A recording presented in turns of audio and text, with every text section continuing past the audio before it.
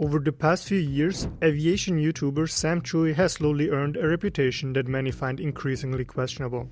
The groundwork for this downfall was laid the moment people began to wonder whether the personality shown on camera truly matched reality.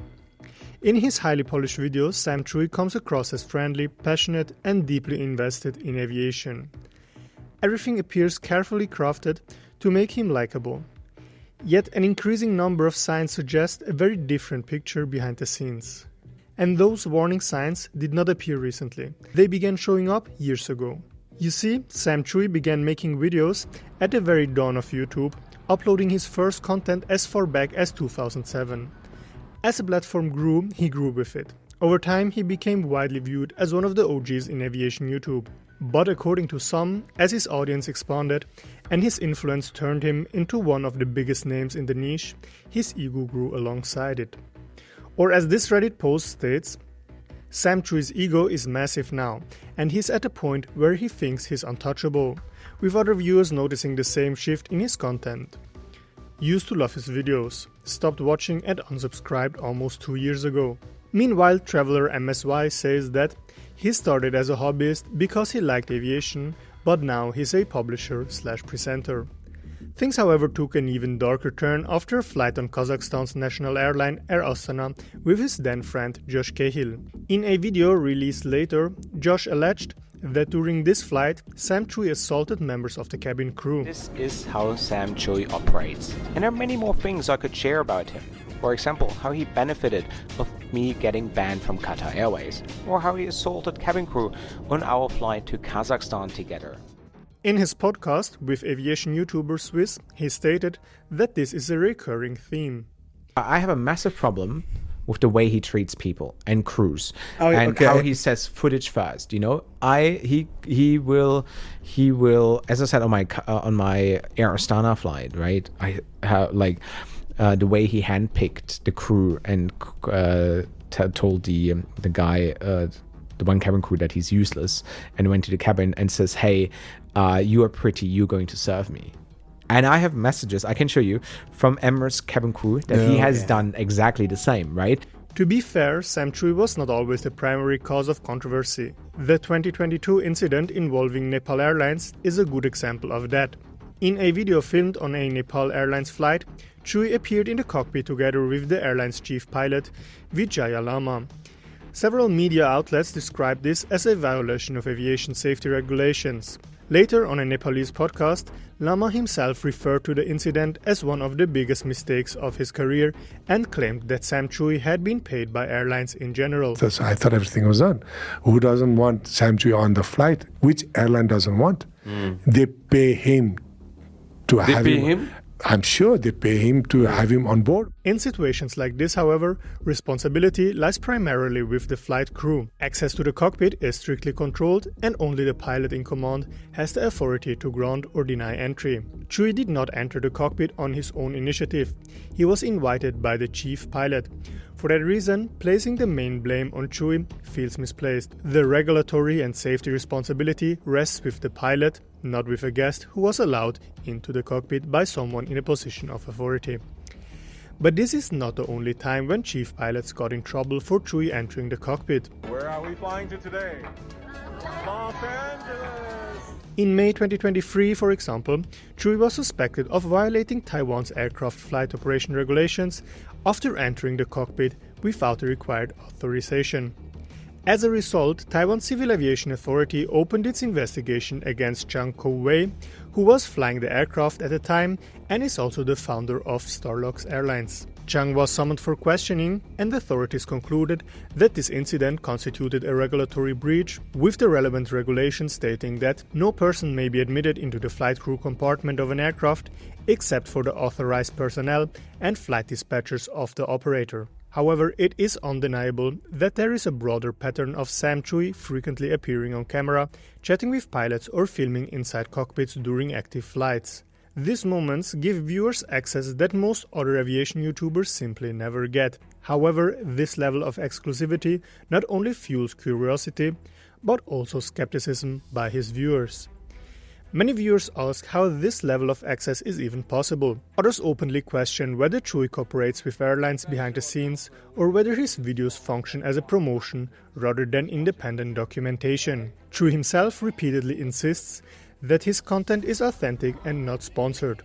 According to him, airlines do not pay for coverage and he retains editorial control. Yet a quick look at comment sections tells a different story. A large share of viewers clearly doubts this narrative. According to some viewers, the lack of authenticity in his videos is obvious, with one critic even calling him a paid cheerleader without integrity. The combination of privileged access, unusually friendly cockpit interactions, and consistently positive portrayals make many people unconvinced that these videos exist without some form of financial support by the airlines. The gap between Chui's claims and the audience perception therefore remains one of the most persistent points of tension surrounding his work. In general, Sam Chui's videos are highly polished and rarely focus on negatives. That alone is not a flaw. This style clearly resonates with a large audience and has helped make his content some of the most popular in the aviation space. Chui himself repeatedly emphasizes that he is not a reviewer and his work reflects that position. There is also clear demand for this approach. Many viewers prefer watching unique and impressive insights into aviation rather than constant conflict or outrage. For them, Chui's videos offer escapism, access, and spectacle, and that appeal explains his sustained success. At the same time, it's difficult for many to ignore that his videos often carry a promotional tone. Even without explicit advertising, the consistent positivity, exceptional access, and cinematic presentation create an impression of marketing. This does not automatically mean that the content is sponsored, but it does blur the line between documentation and promotion. That ambiguity sits at the core of the debate around Chui. His content satisfies a real audience need, yet for a significant portion of viewers, it still feels closer to brand-friendly storytelling than to natural aviation coverage. When you look at Chui's videos, they are usually not labeled as sponsored. On the surface, they appear independent. However, occasionally the content contains hints that suggest otherwise. For example, some videos include links in the description pointing directly to the airline or organization featured. A clear case comes from his coverage of the EBACE Air Show. At first glance, it seems like regular reporting, but a closer look reveals a connection. The video description contains links to EBACE itself. A little research confirms that this was indeed a cooperation, as the organizer explicitly stated in a press release. Now don't get me wrong here. Promotion in itself is not inherently problematic. Sponsored content provides creators with additional revenue streams, reducing reliance on YouTube ad revenue and giving them more financial freedom to produce high-quality content. The issue arises when sponsorships are not clearly disclosed. Failing to label paid content can be seen as disrespectful to viewers as it misleads them about the independence of the content. But non-disclosure may also violate YouTube guidelines, which explicitly require creators to label sponsored content. Beyond platform rules, undisclosed sponsorships can also conflict with media and trade laws in many countries. In the United States, where Chui's channel is based, the Federal Trade Commission Act requires that any material connection between an endorser and marketer must be clearly and conspicuously disclosed. This is meant to guarantee transparency so viewers understand when content carries a promotional element. In Chui's videos, you usually won't find any explicit sponsorship labels. I'm not a lawyer, but it's easy to see why people make these allegations. In Chui's early days, to many, his content felt more authentic. His passion seemed genuinely focused on aviation, and that authenticity attracted a loyal audience. Over time, however, perception shifted. Many now view the channel as primarily a money-making machine. Despite Chui's claims that his content is unsponsored, he maintains a dedicated page on his website for sponsorships, highlighting how attractive his channel is for potential partners. This contradiction between public statements and the promotion of sponsorship opportunities fuels skepticism and raises questions about transparency. Cases like these certainly eroded trust among his audience and explain why some viewers gradually turned away. Claims that he was paid by the subjects of his videos certainly contributed. But there's more to the story, because another notable incident started to take shape in 2023 involving a dispute with fellow YouTuber Cahill. However, Sam was so angry of me calling him out that he went to my video and left a public comment, saying that I have asked for financial compensation in exchange to delete the Vistara video off the video. So short, he said I am blackmailing the airline. I've made a dedicated video covering that case, so I won't go into full detail here, but you're welcome to watch it after this one.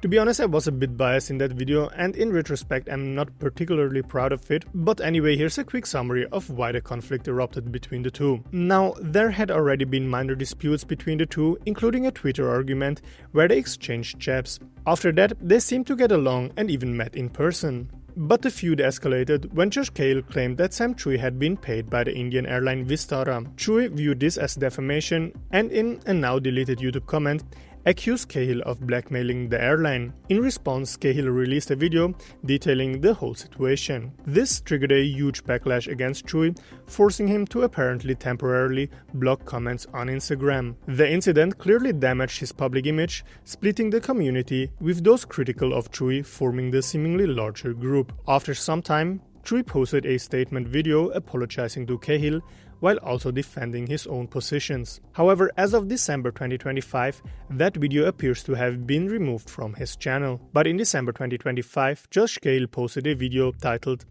"Still banned by Qatar Airways, let's fly them and see what happens." Well, they picked up the phone and they called the one and only aviation superstar and propagandist, the man who says anything for any freebies. They got in touch with Sam Chui. So they called Sam and they asked him, could you create a feel-good video?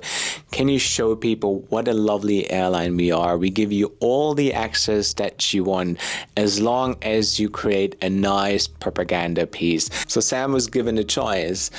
Do I say no and send a clear sign against censorship and banning my fellow YouTube creators? Or do I create a propaganda piece and show the world that I don't care about freedom of speech? I guess what he decided to do. In that video, Cahill explained why he had been banned from Qatar Airways and alleged that the airline had engaged in bribery to secure sponsored content. He further claimed that Qatar Airways later collaborated with Chui, suggesting that this effort aimed to improve the airline's public image. The video reinforced the perception among some viewers that Chui's access and coverage could involve covert partnerships with airlines, fueling skepticism about the independence of his content. Now you can think whatever you want about Josh. He has his own reputation for drama, but it's clear he is not the only one raising concerns about Chui. Well, the aim of this video is not to gossip or to defame anyone. Disagreement in my comments is not only allowed but welcome as long as it remains civil and respectful. But all in all, being fair to viewers matters. When someone buys a product, books a flight or engages with content, they expect unbiased information. Transparency and honesty are the key, and that's what this video aims to highlight. Shortly after Cahill's December 2025 Qatar Airways video went live, he discussed the situation on his Josh Cahill and Swiss show. Qatar, because of all the bad PR, guess who they reached out to fix it? Probably Sam Chui, right? In their latest episode, Cahill claimed that Sam Chui's damage control videos were not a single incident, but a pattern. Every time he posted a negative video about an airline, it was soon followed by a positive one from Sam Chui. In the past 8 years, there has been a pattern. Yeah.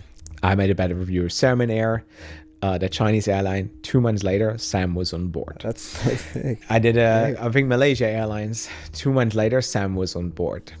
Vistara, right? I said, after the bad Vistara review, I said, even in the end of the video, I said, now it's time for a Sam Chui review. Fake propaganda review. What happened? Sam Chui was on board.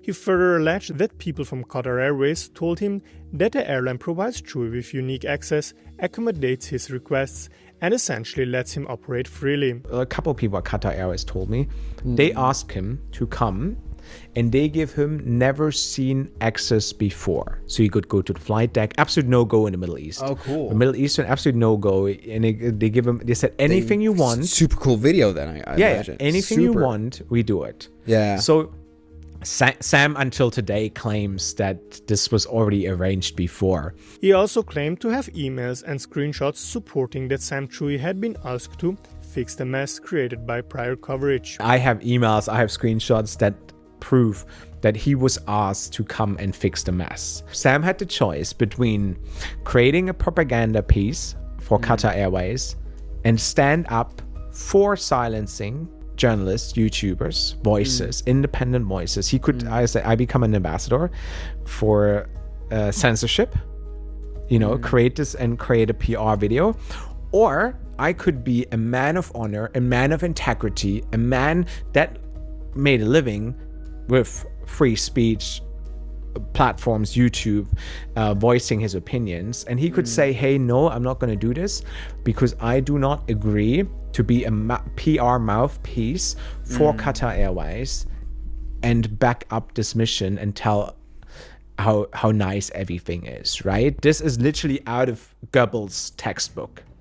Clearly, we're dealing with two major creators accusing each other, so where the truth actually lies isn't for me to decide. That said, it's true that Chui sometimes portrays airlines with a negative reputation in a positive light. There is, however, one airline with a particularly bad reputation that he can't cover anymore because its license has just been revoked. How this corrupt mafia airline fell, you'll see in this video. Thanks for watching and see you soon.